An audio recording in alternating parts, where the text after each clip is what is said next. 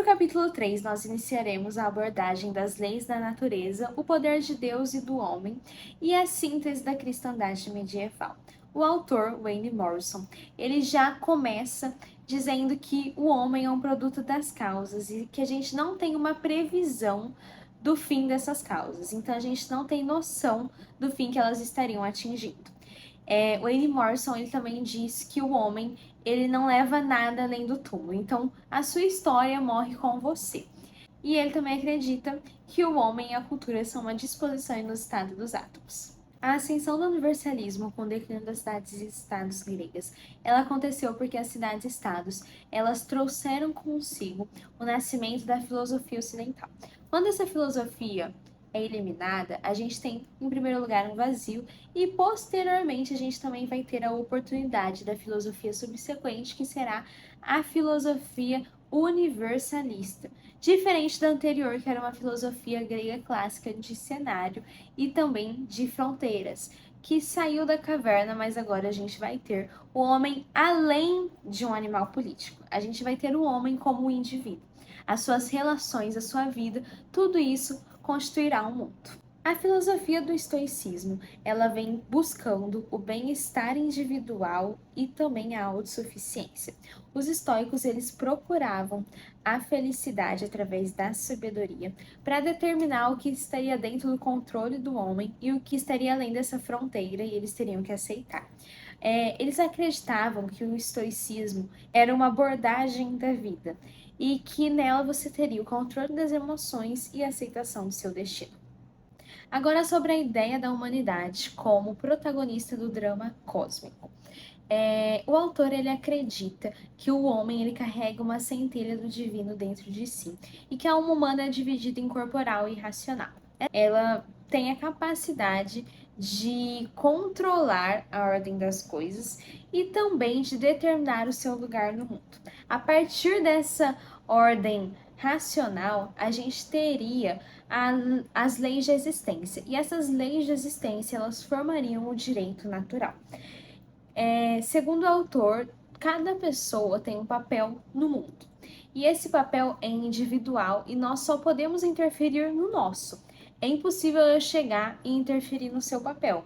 Portanto, a gente deve viver uma apatia positiva, em que eu vejo o exterior, mas que eu não posso tocar o interior, porque cada um segue a sua trajetória e só você tem o poder de alterar o seu caminho.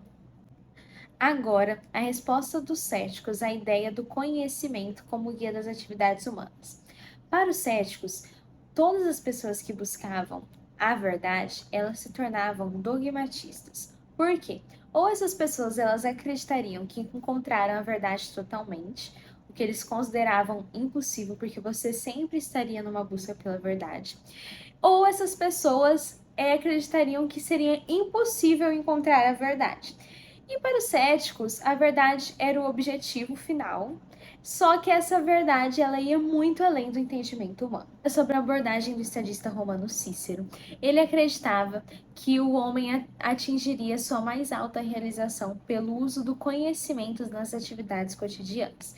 E esse conhecimento ele seria eficiente se a gente usasse a nossa retórica. Para Cícero, uma sociedade livre era uma república constitucional em que a instituição do poder seria a persuasão.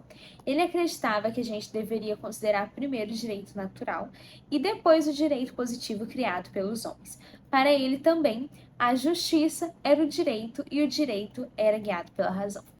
Ainda para Cícero, as leis seriam todas as normas que trouxessem benefícios aos cidadãos, desde segurança à sua felicidade. E essas leis, elas se tornariam leis de verdade quando elas fossem redigidas, aceitas, honradas e executadas numa sociedade. Sobre a relação ambígua entre o homem e a natureza e o desejo crescente de dominar a natureza com a tecnologia. Esse tema, ele traz muito um mundo contemporâneo, porque antes o homem ele tinha curiosidade em relação à natureza. Ele queria transformar a natureza. E hoje o homem ele não quer só isso. O homem ele quer dominar essa natureza. Sem falar que com a tecnologia, um homem hoje ele tem mais poder do que uma multidão, com armas, com bombas. Tudo isso é muito relativo hoje em dia. E essa tecnologia, ela serve também como uma manobra política. Então, quem tem tecnologia hoje tem a capacidade de dominar a natureza e as pessoas. Isso é uma característica da modernidade e mostra, em consonância com o mito da caverna, que os homens estão explorando o exterior. Eles estão buscando por um conhecimento puro. Agora, sobre a resposta de Santo Agostinho e o desenvolvimento de um direito natural teológico. Santo Agostinho, ele acreditava que a filosofia e o verdadeiro conhecimento, eles só seriam possíveis pelo dom da moderação. Ou seja, quando você não tivesse curiosidades extremas. Para Santo Agostinho, nós deveríamos questionar a nós mesmos, visto que nós somos dependentes e limitados e só Deus teria conhecimento puro. A fé seria a solução para o ceticismo e a filosofia era a teologia. As narrativas de viagem e o ascetismo platônico na ordem natural de Santo Agostinho. Santo Agostinho acreditava que a fé era o alicerce da vida. Então a gente só teria êxito quando a gente superasse as limitações da vida carnal e os impedimentos desse mundo. A partir disso, nós viveríamos o ascetismo platônico, no qual a gente sairia da caverna e iria em busca do conhecimento puro. Oi, meu nome é Bruna Estelita, sou estudante de Direito no primeiro período e hoje irei contar brevemente sobre o Santo Agostinho e o Santo Tomás Aquino. Bom, então quem foi o Santo Agostinho?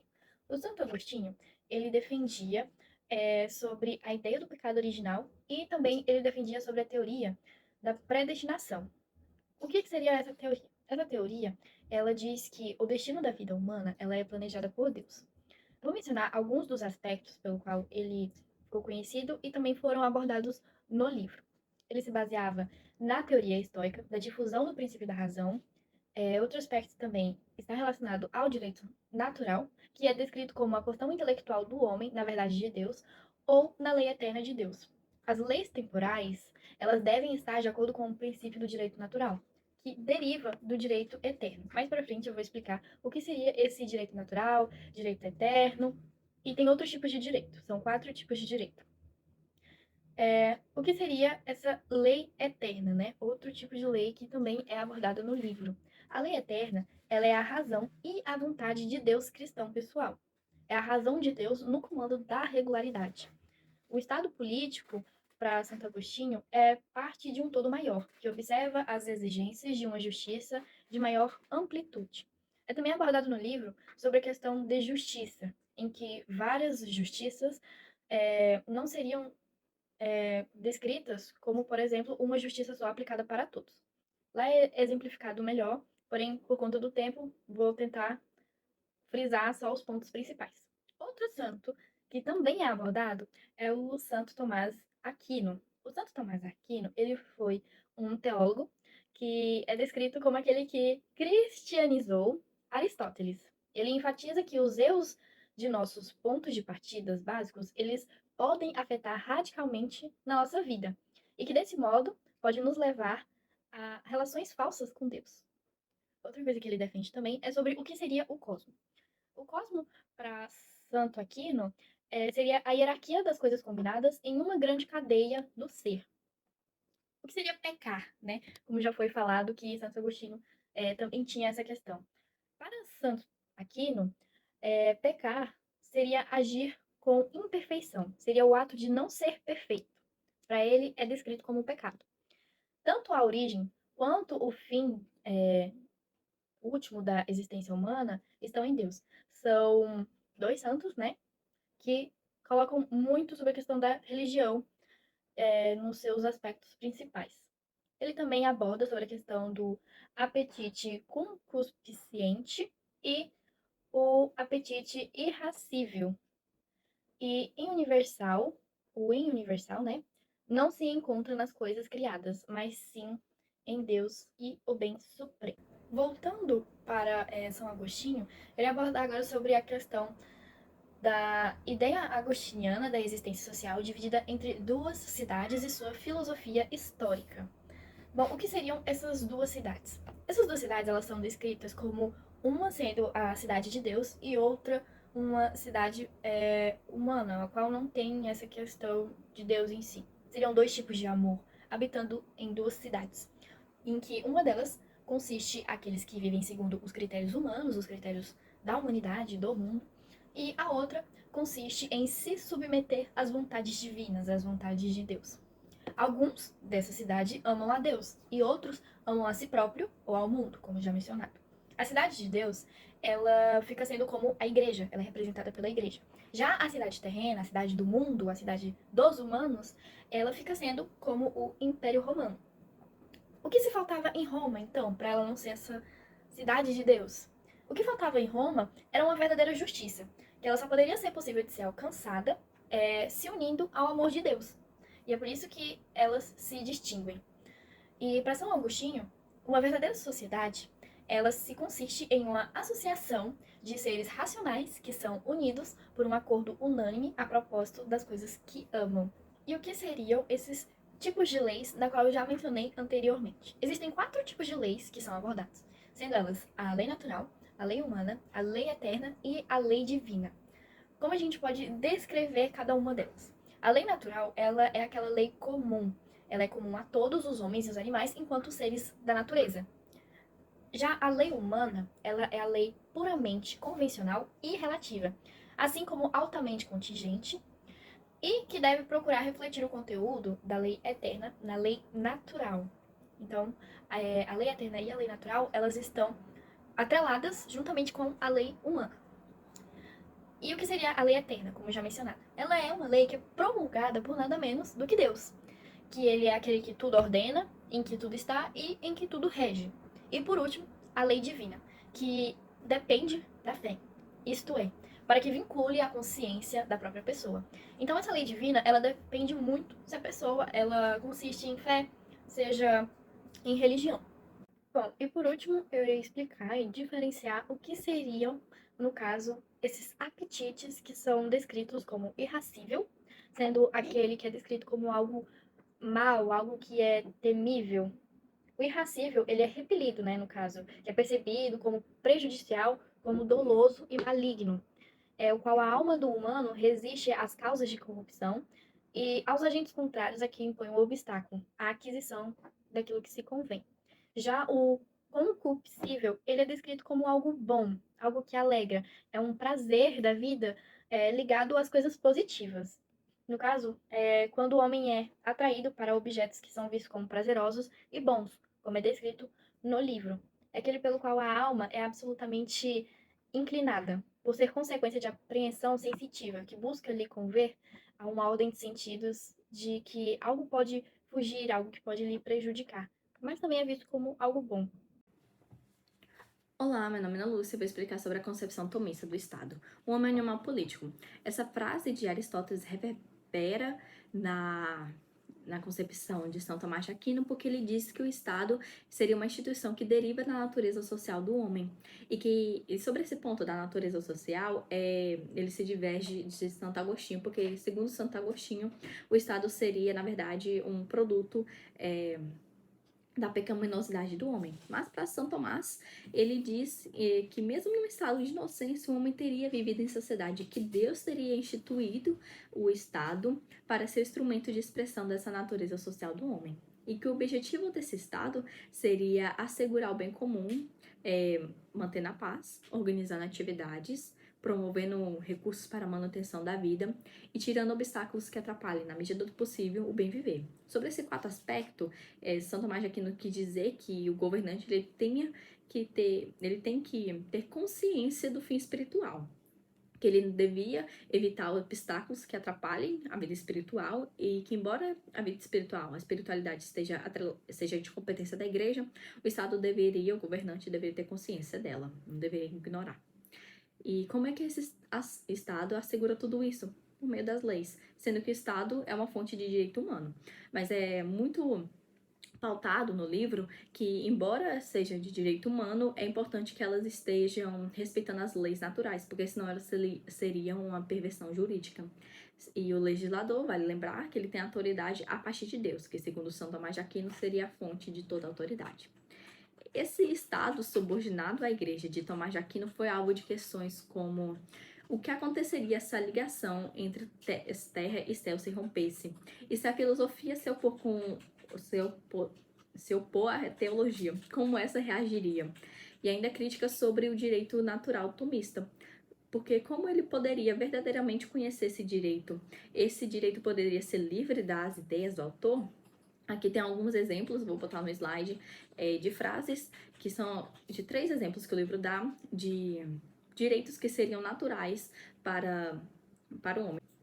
Sobre esses exemplos que São Tomás de Aquino traz pra gente, nós podemos perceber que ele, como se fossem naturais, né? Esses exemplos, nós podemos perceber hoje que ele empiricamente atribui uma certeza metafísica às coisas, uma base deificada a elas. Só que o caminho do homem moderno o afasta dessa natureza.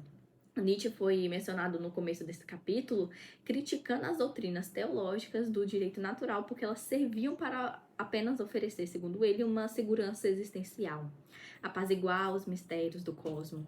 As consequências do afastamento do homem da natureza e a transformação da percepção sobre o direito e a natureza levaria um certo desencanto do homem e a consciência da contingência cada vez maior. É nesse momento que o homem começa a ser o motor da história.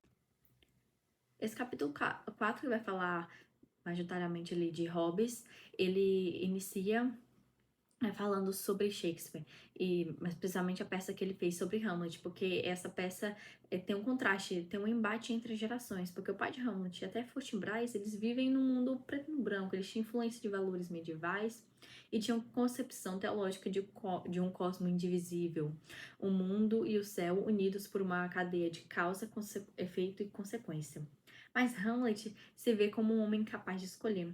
As estruturas, aqui nós podemos ver, né, na obra, por meio dessa obra, que as estruturas platônicas e aristotélicas cristianizadas do mundo começaram a se romper, quando a Idade Média começou a decair.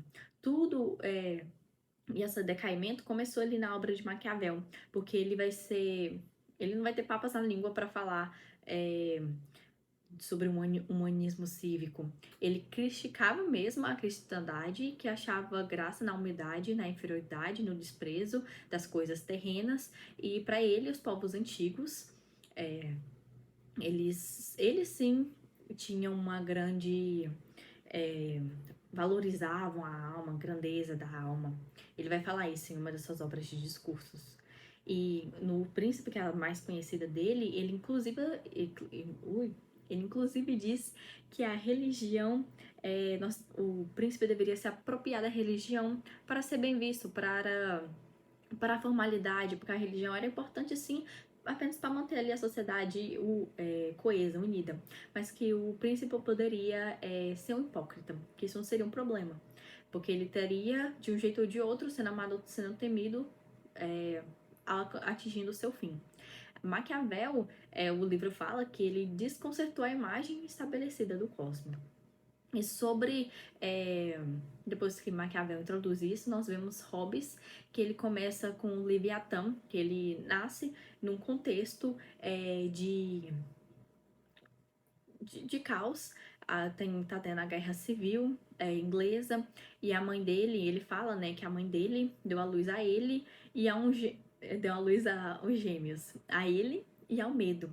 E no meio dessa obra, nós vamos começar a perceber como Hobbes usa dessa dialética do medo, fala que na verdade a natureza humana ela é totalmente corrompida, nós somos animais, né? Aquela coisa do homem, o homem é o lobo do homem, que assim direitos naturais, como ele concorda nesse aspecto até com Maquiavel, mas Hobbes diz que esses direitos naturais não são suficientes para garantir harmonia entre os homens e que é necessário algo maior, um Estado, um Leviatã, que ele usa a figura do Leviatã, né, que tá lá no livro de Jó, ele usa essa figura como ideia de que um Estado deveria ser, de que um Estado forte, coercitivo, que através dessa força poderia domar o homem, poderia fazer com que ele vivesse apaziguado. Oi, meu nome é Luiz Felipe e eu vou fazer a continuação do capítulo 4. Eu vou falar sobre alguns temas e dentro do capítulo 4. O primeiro tema vai ser a relação do poder inerente à religião natural comparada com o poder do conhecimento. Nele, começa falando que Maquiavel desagradou a muitos leitores quando ele sugere que a religião ela tinha um conjunto de funções naturais e que ela tinha uma ideologia, um modo tanto positivo, resultados positivos, tanto resultados negativos. E isso desagradou muito, pois aquela época era muito religiosa. E com o tempo, esse naturalismo, que começou por ele, foi se introduzindo e se tornou a base da sociologia.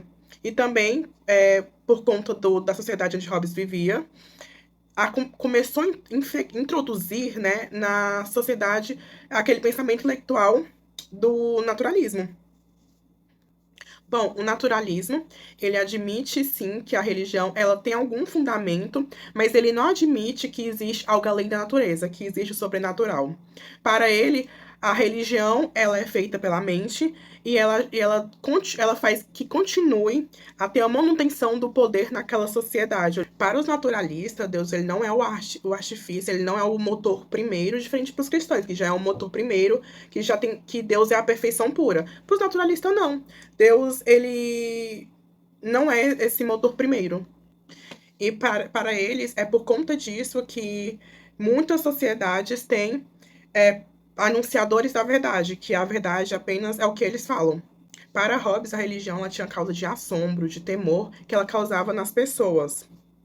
E no Leviatã, Hobbes ele choca muito a sociedade, pois ele fala que não existe nenhum vínculo inevitável entre a religião natural, que é esse temor, que é esse medo, e o teísmo convencional. E ele faz com que esse pessoal eles reflitam sobre isso e choca muito nessa sociedade. E ele fala que não tem como conhecer a causa primeira, pois quando a gente começa a analisar as outras sociedades, a gente começa a perceber que elas têm instituições ali institucionalizadas que faz com que as pessoas, essas instituições institucionalizadas faz com que as pessoas tenham outra visão sobre a religião com os sentimentos. E ali tem os anunciadores da verdade, que eles são os que falam a verdade, é isso. E para ele, isso é uma linguagem teológica, uma linguagem que ela não é de natureza puramente emotiva. E ela não há valores de verdade. Bom, Bacon, ele rejeitou a lógica silogística como meio de descoberta empírica. Ele herdou a ideia de Platão e Aristóteles, que a mente é contaminadas por pensamentos falsos e erros, e que apenas a natureza em si é o verdadeiro conhecimento, que foi dado por Deus. Ele acredita na total reconstrução da ciência, das artes, de todo o conhecimento humano, e para ele a gente deve substituir a autoridade da convicção religiosa pela autoridade dos sentidos, que é libertar todas as ideias preconcebidas dos ídolos da caverna, da tribo, da feira, do teatro. E para ele, os fatos podem ser desenvolvidos com base em experimentos, e por conta disso, ele retirou a autoridade do escolasticismo. Bom, Descartes ele propôs um novo começo e uma nova metodologia para o conhecimento seguro. Para ele, deveríamos erigir estruturas do conhecimento, novas estruturas do conhecimento, e o ceticismo cartesiano era intransigente. Ele duvidou da sua própria existência, e aí chegou uma verdade absoluta. Penso, logo existo. Então, para ele, a única certeza é a consciência da própria existência, que é o puro ego consciente. O livro também fala sobre a nação e estado da consciência da cristandade, mas para isso a gente deveria tirar o pensamento do não ser humano perto de Deus. Pois Deus ele pode exigir obediência e punir o erro em nome de seu poder, e não porque o erro preexiste o seu poder. A gente não pode plasmar nosso destino por seguirmos os ditames de nossa ontologia. E Hobbes compreende que Deus está na base da obediência, que seu direito de dominar e punir aqueles que infringem é pelo poder dele, e ele pode fazer isso. Então ele pergunta qual era a lição que aprendemos. Bom, a lição que aprendemos é que Deus, ele sempre esteve aqui, ele sempre foi o primeiro motor, ele é algo que a gente não consegue definir, por ele ser algo que não sabemos muito. Então, por isso que ele tem o poder de dominar, o poder de punir, porque Deus é o ser maior, é o ser que nós não conhecemos. Então, ele criou tudo, ele tem esse direito, podemos dizer. Bom, Hobbes, ele se dá conta que a essência que subjaz a relação do homem com a religião é humana, ou o medo do poder, né? O medo de Deus, podemos dizer. Ele fala que a gente cria religiões oficiais com suas próprias doutrinas elaboradas e cadeias de autoridade em razão do medo desse poder, do poder de Deus ou dos deuses. E quem pode organizar esse mano na sociedade civil? Bom, nós não podemos porque nós podemos fazer o caos, mas uma pessoa pode, que é o soberano. E aí que entra, né, o soberano, o poderoso, digamos assim. Hobbes transfere a luz da verdade revelada para a investigação empírica da condição natural. Ele é um nominalista, né, para ele as palavras não têm muita essência pura, e a linguagem ela revela-se como um instrumento progressivo. Razão pela qual o soberano pode definir à vontade as regras comuns, o direito positivo, etc. No Leviatã, Hobbes ele abandona alguns aspectos do acordo que desenvolveu no seu livro em Elementos da Lei do Cidadão. O objetivo de Hobbes é a experiência do sagrado, aquele modo de apreensão que evoca a consciência da criatura. O Leviatã ele se propõe a apresentar uma interpretação verdadeira e definitiva da vida política. Hobbes ele descobre a verdade moderna crucial de que nenhuma ordem essencial liga os homens da origem ao fim de todas as coisas. E para ele a gente precisa encontrar definições precisas e consensuais e criar estruturas que lhes deem força e permanência. Bom, e aí ele pergunta como vamos entender nosso lugar no cosmos. Nessa parte ele começa a explicar que não existe o fim último e nem o bem supremo. E ele diz também que nós estamos condenados a um desejo inexorável, estamos condenados sempre ao poder, sempre querer o poder, sempre ter o poder. E para isso a gente precisa meio que ter alguém cuidando de nós, vamos assim dizer.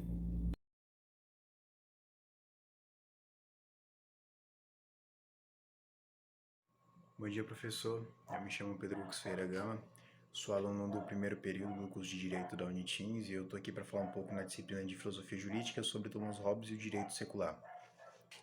Thomas Hobbes vai ser o criador dessa ideia, ele vai ser o mantenedor dela dentro do livro. O livro vai falar um pouco dela da página 106 a 117. Vai falar sobre alguns conceitos que Hobbes apresenta, algumas abordagens que ele teve. Vai apresentar algumas frases de Hobbes também para tentar embasar melhor o pensamento do autor sobre o que Hobbes escreveu. Vai tentar destrinchar melhor esse tema. E, acima de tudo, o livro tenta ser muito exato nisso. Bom, Thomas Hobbes basicamente tem esse nome, deu esse nome à sua ideia por causa que ela rompe um pouco com a eclesiologia que vinha sendo sustentada, com a teocracia que vinha sendo alimentada, a ideia de que as leis morais têm que ser necessariamente apoiadas, devem ser apoiadoras das leis civis, e de fato isso não acontece. Hobbes tem uma ideia diferente de estado de natureza também. Para ele o homem não nasce necessariamente um pecador, isso não faz de Hobbes necessariamente um ateu, mas a ideia dele do direito era separada, a ideia dele de Estado e direito eram separados necessariamente da igreja, porque a visão que se tinha tido era que o poder eclesiástico, ou seja, o poder da igreja, o poder cristão naquele momento, deveria se sobrepor ao poder estatal. O poder estatal deveria estar sob os punhos da igreja. E Hobbes vai escrever contra isso, ele vai escrever sobre o pacto social, mas primeiro ele vai escrever um pouco sobre a natureza humana.